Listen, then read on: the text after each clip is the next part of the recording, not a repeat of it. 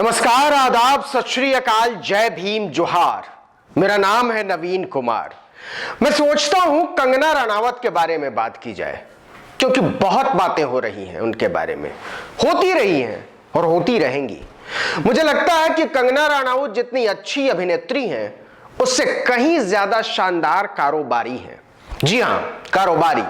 और जब मैं कारोबार कह रहा हूं तो इसका मतलब फिल्मों के कारोबार से नहीं है, मेरा मतलब है मौत के कारोबार से। सुशांत सिंह की मौत से हम सब दुखी हैं, पूरी फिल्म इंडस्ट्री दुखी है, लेकिन उनकी मौत का फायदा उठाने की कोशिश किसी ने नहीं की। पर कंगना रनावत सुशांत की लाश सामने रख के अपनी कुंठाओं का तंबू गाड़ बैठी हैं। मेरे बारे में आज तक जो भी कहा गया मैंने कुछ नहीं कहा, लेकिन जब एक स्वतंत्रता सेनानी के खिलाफ गंदगी लिखी गई, मैंने उस जर्नलिस्ट को कॉन्फ्रंट किया। आपको पता है, उसी रात 4 सीनियर जर्नलिस्ट ने मेरे खिलाफ एक गिल्ड बनाई। ऐलान किया गया कि इसकी फिल्म को बैन किया जाए, फ्लॉप किया जाए। आपको पता है 3000 जर्नलिस्ट गैंग अप होते हैं एक अकेली लड़की पर, उसकी इमोशनल लिंचिंग करते हैं। कंगना को कुंठित कहने पर कुछ लोगों को बुरा लग सकता है, एतराज हो सकता है, लेकिन कोई बात नहीं, होना चाहिए। पहला तो ये कि कंगना साबित करने की कोशिश कर रही हैं कि वो सुशांत सिंह के बहुत करीब थी और वो उनकी जिंदगी की उथल पुथल की सबसे करीबी साझीदार थी। ये तो उनके पिताजी का कहना है कि वो फिल्म इंडस्ट्री में हो रही टेंशन के करके बहुत ज्यादा परेशान थे। अभिषेक कपूर जिन्होंने उन्हें लॉन्च किया, उनके साथ हाल ही में एक फिल्म की है केदारनाथ, उनका कहना है कि it was a systematic dismantling of a fragile mind. Ankita जो उनकी लॉन्ग टर्म पार्टनर रह चुकी है, उनका कहना है कि वो सामाजिक रूप से की गई अपमान और बेइज्जती नहीं सहन कर पाया। मतलब कंगना साफ साफ झूठ बोल रही है।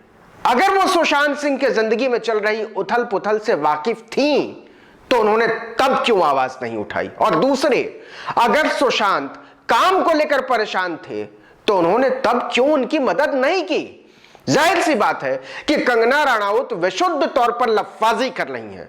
उन्हें अच्छी तरह पता है कि सुशांत सिंह की मौत को लेकर लोग सदमे में हैं और उसे लेकर बहुत बड़ी सहानुभूति की लहर है, इसलिए वो उनकी लटकी हुई लाश लेकर अपनी छवि बेचने निकल गई। अरे नालायकों, देशद्रोहियों, बिकाऊ लोगों, तुम लोगों को खरीदने के लाखों भी नहीं चाहिए। तुम लोग तो इतने सस्ते हो, 50-60 रुपए में बिछ जाते हो। जो अपनी देश के साथ गद्दारी करे, अपनी ही थाली में जिसमें खाते हैं उसी में छेद करते हैं। इससे कंगना रनावत की मानसिक स्थिति का अंदाजा लगाया जा सकता है। पता नहीं कंगना अपने आप को जज समझती हैं या प्रधानमंत्री समझती हैं या फिर समूचा देश, लेकिन आजकल वो जिसे चाहती हैं उसी को सर्टिफिकेट देने लगती हैं। किसी को बी ग्रेड एक्ट्रेस कह देती हैं, किसी को सी ग्रेड, किसी को माफिया, किसी को ट्रोल, किसी को गिद्ध। इनमें से हर एक शब्द से कंगना की सामंती मानसिकता की बू आती है। वो पत्रकारों को सर्टिफिकेट बांट रही हैं, वो निर्देशकों को सर्टिफिकेट बांट रही हैं, अभिनेताओं को, अभिनेत्रियों को सर्टिफिकेट बांट रही हैं। तुम जैसे नालायक मुझको बर्बाद करोगे। तुम लोगों के बाप दादाओं को भी मैंने लोहे के चने चबाए हैं। मतलब इस पीढ़ी से ही काम नहीं चलेगा। कंगना रनावत तो कई पुश्तों को सबक सिखाने बैठी हैं, इसीलिए मैं उन्हें कारोबारी कह रहा हूं। सुशांत की लाश का कारोबारी, एक ऐसी एक्ट्रेस जिसने जिंदा सुशांत के लिए न समय खर्च किया, न संवेदना और न ही चवन्नी, और उनके मरते ही उनकी लाश लेकर टीवी चैनलों पर उसे बेचकर अपने आप को चमकाने बैठ गई। तो ये सुसाइड थी कि ये प्लान मर्डर था? लेकिन सुशांत की गलती यही है कि वो उनकी बात मान गया। उन्होंने कहा तुम वर्थलेस हो, वो मान गया। उसने he didn't remember what his mother told him। उन्होंने कहा कि तुम्हारा कुछ नहीं होगा, वो मान गया। सॉरी कंगना, अगर आप सही भी हैं तो आप वही कर रही हैं जो आपके मुताबिक सुशांत सिंह के साथ हुआ होगा इसलिए कि आप अपने अनुमानों को सबूत की तरह सामने रखने की होशियारी चला रही हैं। 16 दिसंबर 2016 में मुंबई मिरर लिखता है कि सुशांत एक ट्रक ड्राइवर की तरह लगता है। 22 फरवरी 2019 को मुंबई मिरर लिखता है कि पार्टी में तमाशा करने के बाद सुशांत ने कांच की बोतल एक डायरेक्टर के सर पे दे मारी। 18 अक्टूबर 2018 को डीएनए लिखता है कि सुशांत ने अपनी को एक्टर का रेप किया। सच यही है कि सुशांत सिंह का नाम लेकर और उनकी लाश दिखाकर कंगना रनावत सिर्फ और सिर्फ अपनी दुकान चमकाने की फूहड़ कोशिश कर रही हैं। मुझे इनकी फिल्में, मैं जो खुद फिल्में डायरेक्ट करती हूँ, उनको सुपरहिट फिल्मों को ये फ्लॉप घोषित करते हैं। मुझ पे 6 केसेस क्यों डाले गए? क्यों मुझे जेल में डालने की कोशिश की गई? अपने खिलाफ हुए मुकदमों में सुशांत सिंह की मौत को शामिल कर लेना एक लिजलिजापन है, घटियापन है कंगना।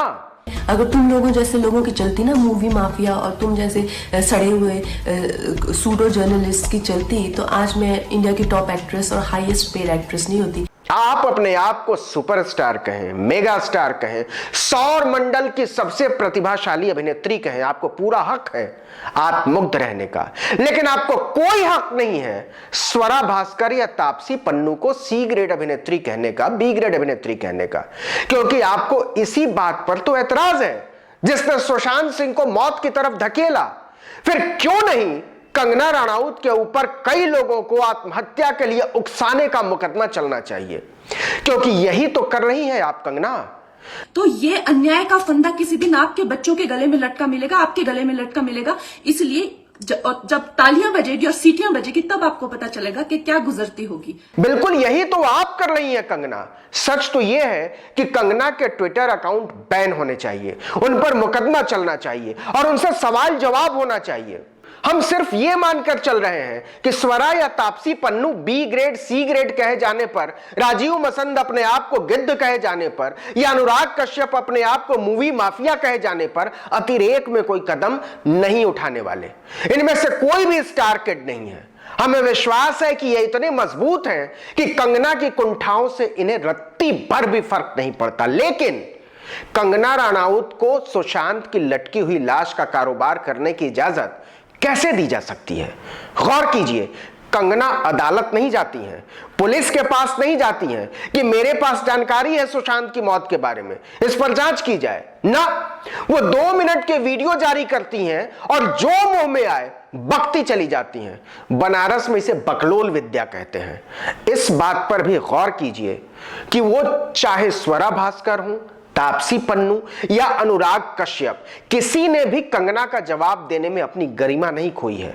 अनुराग कश्यप ने तो उन्हें सलाह दे डाली है। उन्होंने लिखा है, मैं बोलूंगा कंगना, बहुत हो गया। और अगर यह तुम्हारे घर वालों को भी नहीं दिखता और तुम्हारे दोस्तों को भी नहीं दिखता, तो फिर एक ही सच है कि हर कोई तुम्हारा इस्तेमाल कर रहा है और तुम्हारा अपना आज कोई नहीं है। बाकी तुम्हारी जो मर्जी, मुझे जो गाली बकनी है बको। तो कौन कर रहा है कंगना का इस्तेमाल? क्या खास किस्म की राजनीति ने कंगना को अपनी कठपुतली बना लिया है? यह शक इसलिए कि वह जिस पॉलिटिकल लोकेशन पर बैठकर जिस विमर्श की गुड़िया बनने की कोशिश कर रही हैं, उन्हीं के शब्दों का इस्तेमाल कर रही हैं। मसलन अर्बन नक्सल, देशद्रोही, गिद्ध, माफिया वगैरह वगैरह। कहीं ऐसा तो नहीं कि लक्ष्मीबाई जैसे कपड़े पहनकर कंगना अपने आप को झांसी की रानी समझने लगी हो? हम विश्वास करें कि ऐसा न हो, क्योंकि इससे वो झांसी की रानी तो नहीं ही हो पाएंगी, हास्यास्पद जरूर हो जाएंगी। इस वीडियो में इतना ही, लेकिन ऐसे वीडियो देखने के लिए आर्टिकल 19 इंडिया को सब्सक्राइब जरूर करें, और सब्सक्राइब करें तो बगल में बेल आइकॉन दबाना न भूलें। शेयर करें, लाइक करें, इससे हमारे अभियान को ताकत मिलती है। नमस्कार।